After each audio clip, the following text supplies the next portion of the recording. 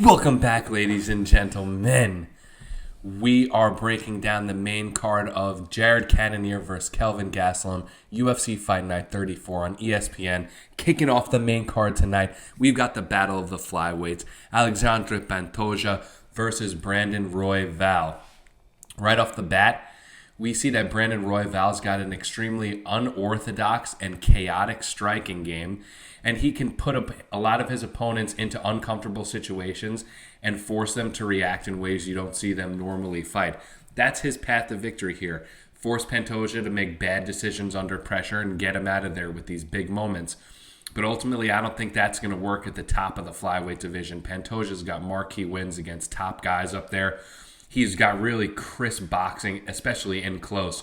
And you know what? He mixes his offensive wrestling up well with his Brazilian jiu-jitsu. And I could see him easily taking care of Royval in the first rounds. And you know what? On top of that, I know that cardio issue is going to be an issue down the stretch, and I could definitely see Royval winning in the end. But I don't think that's going to be enough to win the entire fight. I've got Pantoja by decision, 29-28, in a close one. Brian, what do you got? Troy, I agree with you that Pantoja's going to win, but honestly, I don't even see it going to the third round. I think that Pantoja's clearly the better fighter. He has a win over Brandon Moreno, current champ. Royval has the loss to Brandon Moreno. Obviously, that's not indicative of who's going to win, but it's worth something. Also, Pantoja has clear better advantage in Brazilian Jiu-Jitsu and wrestling, so I think he's going to try to work this fight close, take him to the ground, and I think once it's on the ground, Pantoja's getting the sub. The only key to victory I see for Royval is that he is the better striker. He's taller, has a 4-inch height advantage, 2.5 reach advantage. If he can keep this fight on the feet and keep Pantoja far from him, he could get that decision win, maybe even a knockout. I doubt it though. But overall, I think Pantoja's going to get close in on him and really try to take him to the ground, get that submission win, and ultimately walk away winning this fight without trouble. But up next, let's look at Vince from Hell, Pichel versus Austin Hubbard. This is the second fight on the main card, and I think this is really interesting because this fight is dead even. The odds are, I'm pretty sure it's minus 110 both ways. Both guys are the same height. Their reach advantage is only a 1-inch difference. The difference that I'm seeing is Vince Pichel is 38, Hubbard's only 29. Obviously, at 38 years old, Pichel's on his way out. But with that being said, he does have the experience. Both these guys have shown skills fighting on their feet.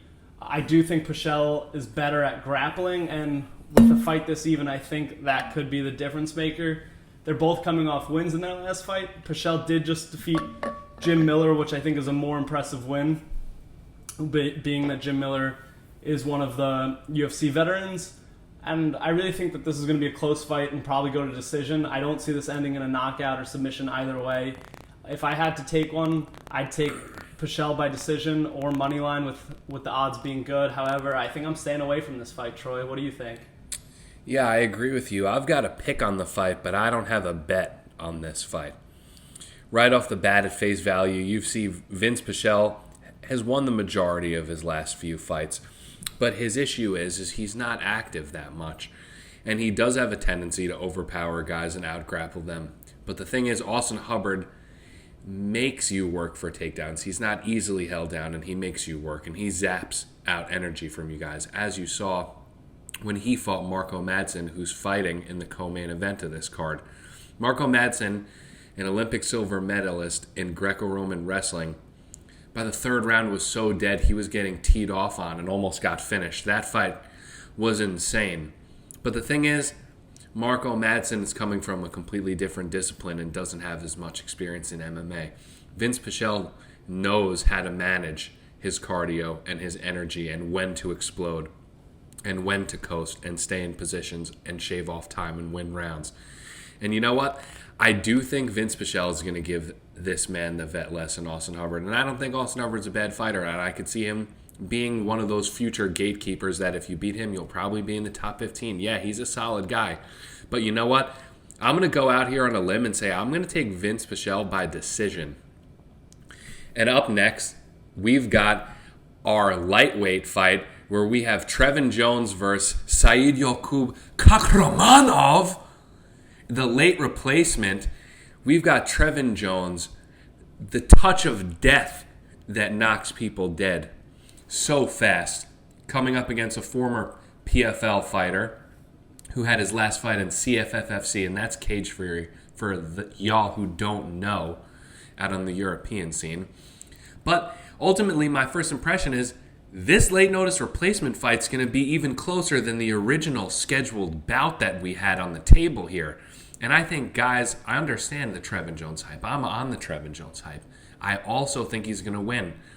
But I was really excited to put a bet against Mana Martinez last fight, but not in this matchup, because we haven't seen necessarily Trevin Jones at a high level go down the stretch of these fights and getting into a war of attrition and having to dig deep and see what he's made out of and see if that cardio transpires deep late into these fights. That is why I'm scared. Ultimately, I'm going to take Trevin Jones with a first-round knockout because I know Said Yokub loves to bang. Based off what I've seen from him in his last few fights, he will go in the pocket. He's one of these guys that if you win an exchange, he's going to come right back at you and throw heat in the pocket because he doesn't want you to win multiple exchanges in a row. This guy fights with emotion. Trevin Giles fights with emotion. These guys bang hard. I think you could take a violence finish bet in this. I think that's a good look on this fight, but my original spot of Trevin Jones, I'm going to pump the brakes and say don't bet that. I'll go for a fight ends inside the distance, but I'm going to take Trevin Jones by TKO. What about you, Brian? See, Troy, originally I was on the train with you. I was taking Trevin Jones too. I thought if he was fighting Mana Martinez, he was going to destroy him. However, I rewatched the fight that Kakhramonov had against Umar Nurmagomedov in PFL, and this guy's the real deal. People are saying that was probably Umar's toughest fight yet, and Said Yokub Kakhramonov really almost beat him in that. That I really think that, first off, I do give him a lot of respect stepping in on only a few days' notice, and I think people may be surprised here. Honestly, with the plus money odds on him, I think people are going to be surprised with how good Kakhramonov actually is, and that he's not going to just get knocked out quick. Honestly, I'm taking Kakhramonov money line at, I believe it's plus 150 odds, so I think there's real value on that. However, if Trevin Jones wins, I wouldn't be too sad. I do think he's a very exciting fighter, and that hype is deserved. And I'd say let's move on to our next fight, Chase Sherman versus Parker Porter. These guys are both large heavyweights. Sherman's 6'4", 78-inch reach. Porter's 6 foot with a 75-inch reach. This is Porter's third fight in the UFC. Chase Sherman, however, he had a stint in the UFC, went 2-5, was out for a bit, and now he came back. And let me just tell you this, Troy, I think there was a reason why he was out of the UFC. I don't think he's nearly as good as these other guys. I think Parker Porter's ultimately going to win this by TKO with ground and pound. That's what I'm going with. Sherman is, like most other heavyweights, can really only fight on the feet. However, Parker Porter has some submission wins. He's much more well-rounded, and with that being said, Porter's also the bigger fighter that I think if he lands a big shot, he can put him out. But as we always say with heavyweights, it's always tough putting a bet down where one fight can easily put anyone away when they're this big. But I really think that Porter's ultimately going to take him down, get this fight to the ground, win ground and pound TKO stoppage. What are you saying, Troy? Well, I think the method of victory is going to be different, but I do agree that Parker Porter is going to win because I've been looking on his social media, and this guy doesn't look as dense and thick as he used to be. It looks like he's taking his strength and conditioning seriously, and he's shed off some pounds heading into this fight. Although he's quite undersized in height as a heavyweight, I think this is a pretty decent matchup for him because, first off, Chase Sherman doesn't really move his head, and he's not known for his footwork. And one of the pros of Parker Porter's game is that he throws punches in 3 and 4 punch combinations. And when Chase Sherman's not moving his head off the center line after throwing simple 1-2s and is getting his jab countered, he's going to be in some deep shit. And Parker Porter has shown a tendency to follow up 1-2s with low leg kicks. And those add up, and especially with these big boy heavyweights, it's going to be a big problem.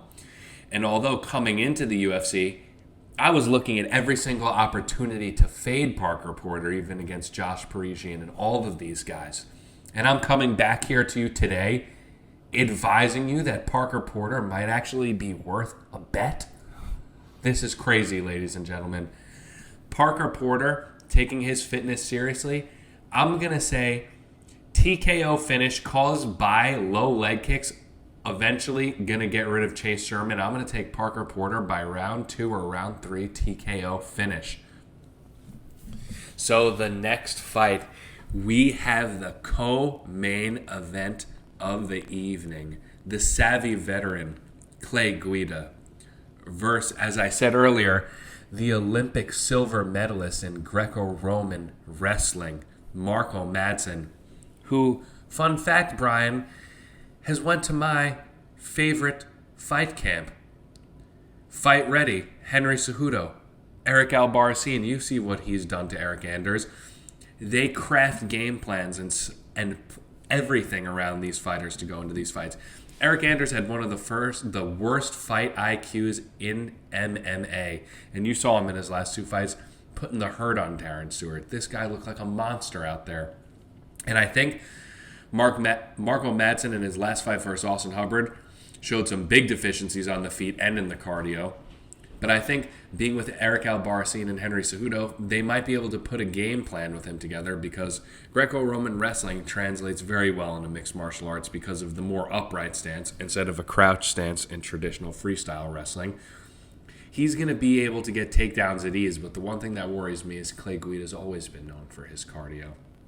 But I'm putting faith in Captain Eric and Henry that Marco Madsen's going to be able to secure a takedown early, hold the position tight, and get a ground and pound TKO finish. I don't want to write off Clay Guida. The odds are a little wide. I would not hate you if you took Clay Guida, but Fight Ready is a team that I generally back in situations like this. Although Madsen's fight didn't impress me entirely in his last outing, I'm going to take him. I'm going to roll the dice that Captain Eric has a great game plan for this guy, and he's going to get Clay Guida out of there and not have a chance for him to turn up on him late and put his cardio in check. What about you, Brian? Troy, I'm going to have to disagree with you. I think that Clay Guida is going to win this fight. I think this is really Mark Madsen's big test to see if he has what it takes to be one of the top guys in this division. And obviously Clay Guida, who's former Strikeforce champion, everyone knows he's fought some of the greatest in the UFC. However, he is 39. He's not in his prime anymore. He's not the same guy he was. But with that being said, he's shown that he still has it in him. He still is always coming out ready to bang. He's got the striking. He has decent wrestling, obviously, compared to Madsen. He doesn't have as good wrestling, but people forget how good Guida is on submissions. So I'm worried for Madsen that if he does get him to the ground, that Guida may land a submission if Madsen gives up an angle. And with that being said, I really think that Guida's going to come out banging. I think it's going to be a scrappy fight. This, honestly, I think can be fight of the night. I'm going to take Guida moneyline with the plus money on it. However, I may sprinkle some on Guida via submission just to see, because honestly, I think he has what it takes really to submit anyone. But let's move on to the main event of the evening, Jared Cannonier versus Kelvin Gastelum. This is going to be a fun fight as these are two of the top guys in the top 10. Cannonier's 5, Gastelum's 10. Cannonier's 37, which I didn't realize how old he was. He's definitely getting towards the end of his career, where Gastelum's only 29. He's been around for a while. Obviously, everyone remembers how he won the Ultimate Fighter back in the day after being the last pick. Both these guys are coming off losses to none other than Robert Whittaker, who's going to be fighting for the title. Cannonier has a clear height and reach advantage, which really gives him the striking ability against Gastelum. But we all know Gastelum has really good striking, especially at his height. Gastelum has proven that he's better on the ground with his wrestling and jiu-jitsu. He's shown that he could really knock out anyone. He has a KO win over Michael Bisping. Obviously, that was later in Bisping's career. But with that being said, that win was within a year when Bisping was champ. So you can't really say that Bisping was out of it at that point. He really was still pretty close to when he was the champ.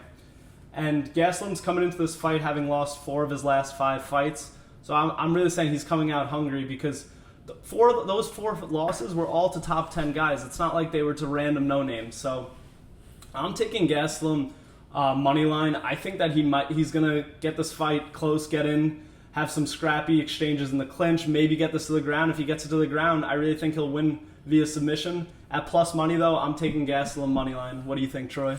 I agree with you, but it was a journey to get to this conclusion because before I started divulging into my research, I initially was thinking Jared Cannonier is going to knock Kelvin Gastelum out and get him out of there. But then I realized when I watched the Robert Whittaker fight with Jared Cannonier doesn't seem to piece combinations together well, and he doesn't have the best footwork. It just seems that he is the touch of death. And I was there when Jared Cannonier knocked out David Branch as a huge underdog in person in Madison Square Garden. You know, Kelvin Gastelum, I believe, is a more well-rounded game and especially better boxing in the pocket, and obviously he's faster. Jared Cannonier, although he's very dense, he's not that big either. I'm pretty sure he's not even 6 feet tall, and Kelvin Gastelum, people talk about how small he is. He's not that much smaller than Jared Cannonier. And ultimately, I think Kelvin, as a better, well-rounded mixed martial artist, will be able to set up big, fluid combinations on the feet. And we've never seen Jared Cannonier enter the 4th and the 5th rounds in the UFC. We haven't seen it. When he versus Robert Whittaker, it was a 3-round fight. Remember? So, with that being said, I'm going to take Kelvin Gastelum by a 4th or 5th round TKO down the stretch late in this fight to prove that he should be in the upper echelon of this division and that skid isn't going to define him. And I think those who got Kelvin Gastelum when the line opened at plus 200, you guys, hats off to you. That's a great play. And that concludes our predictions. Let us know what you think down below in the comment section. Drop a subscription, and we're going to drop the prelim analysis very soon after. Have a good one, guys. Thank you all.